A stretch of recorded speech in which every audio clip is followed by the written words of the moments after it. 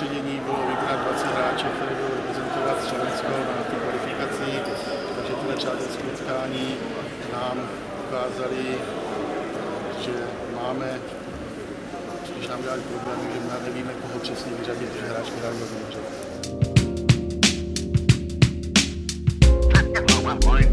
Určitě ano, hráčky ukázali bojovnost, snažili se plnit naše úkoly, toto jsme si řekli, splnili i pouze trošku nám chybilo větší nebo lepší zakončení těch akcí, které jsme mohli dát víc gólů.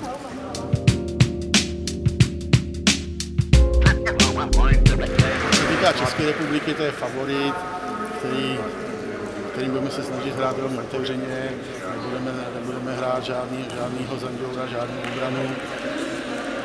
Norsko víme, Norsko je velmi nebezpečný soupeř, který hraje velmi jednoduše s častým zakončením. Otázka Ruska, netušíme, v jaké přijede sestavě, v jaké přijede složení. Tam je to po každý přijede jiná sestava, takže Rusko je naprosto neznámý tým, který nevíme, co s ním je.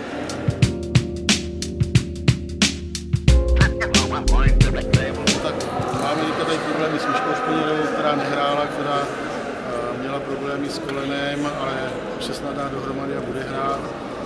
Jiný zdravotní problémy snad nejsou, akorát Radka Mladenková, golmanka, se zranila těsně před soustředěním a se to nic vážného, takže po zdravotní stránce doufáme, že to bude bez problémů.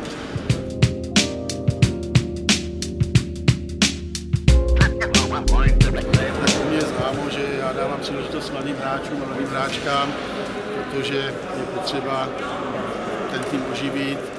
Slovensko nemá dostatečný počet tak kvalitních hráček, aby jsme mohli udělat si reprezentaci pouze z žen a juniorky hrajou velmi dobře a v dnešním zápase ukázali, že se s ničím neřadají se ženami a jsou platnými členky týmu.